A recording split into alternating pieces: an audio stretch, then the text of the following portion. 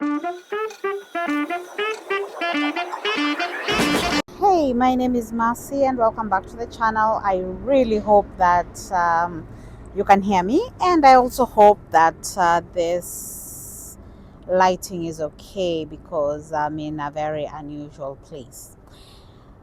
Okay, so what conversation did I feel the urgency to bring up today? Um, I was online and a conversation of something that really touches the core of my heart came up. And this conversation was about colorism. So, for colorism, for those who have no idea what it is the black people's version of racism, where some complexions are looked at more favorably than others. I was actually having that conversation with a colleague of mine when I was telling her a bit about my childhood because she saw my first passport. I showed her a picture of it, and as I'm recording this, it's a day after my birthday, and I on this in this picture I looked a bit strange, and she was like, "Oh, you look a bit funny." And I told her that, yeah, I had actually tried bleaching my skin and it backfired so badly on me. My cheeks look a bit weird. And then she was asking me why. And I told her that I explained to her my experience with feeling like I'm less than because of my complexion. And she told me that was very sad. She didn't know such things existed for some of us, and it was quite it got into quite a lot of conversation about it, and so that was an interesting uh, conversation with her. And then I go online and I find that a Kenyan celebrity had gone through this whole conversation about not liking dark skinned women, and so people were attacking him about it and all that. Now, I'm not saying that he was right because, of course, he was wrong. However, I don't know why we are pretending that that is not something that, whether it's said out loud or not, is something that's very prominent. Um, when you look at a lot of the African models who have made it outside Africa, they are actually of the darker variety. And then the ones who make it in Africa are, the ones who are racially ambiguous or very light skinned. I don't know if this is 100% linked to colonialism. I think it is because it's probably the proximity to whiteness that's making um, these people more visible. And I remember one time I was reading this uh, conversation about how colorism in the US evolved, and there was this notion of the indoor slave and the outdoor slave and things like that. And it's still so rooted even in today's everyday, because people are still looking and thinking that, I might as well um, look a little bit like the people who are seen as beautiful.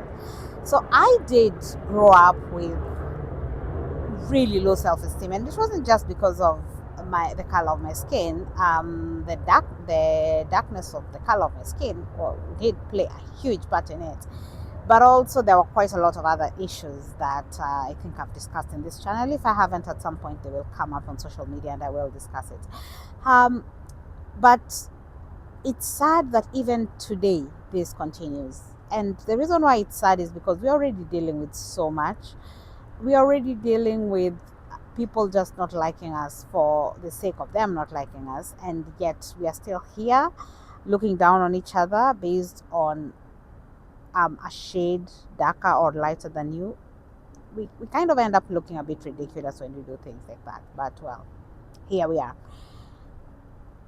Funny enough, I think it's mostly for women, because Men, darker skinned men, do not face the same kind of being looked down upon as the lighter skinned men.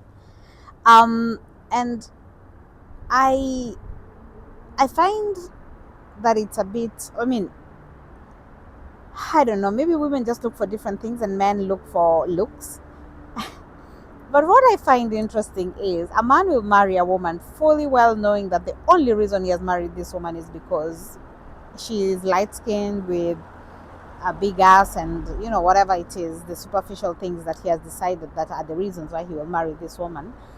And then the woman will get into that same marriage with the fact that as long as he has money, I don't really care what he looks like, I don't care what else he does, I just want the money. And then when the marriage ends, everybody thinks that the woman is the one who's getting something out of it, not the man. Now, this man, of course, he wanted to be looked at by his peers in a certain kind of way. He wanted his peers to look at him like, oh, the guy who got the light skinned woman.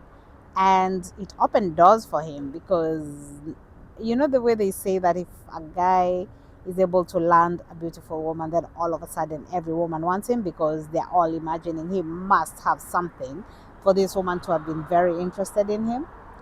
And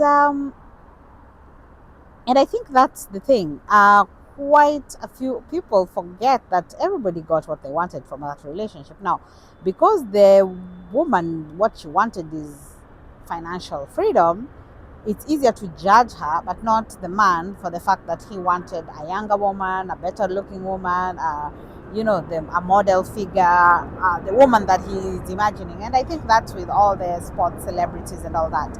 And even when you look at the sports people and what they look for when they're looking for a wife, most of them tend to go for those lighter skinned women or Caucasian women just so that they make light skinned children.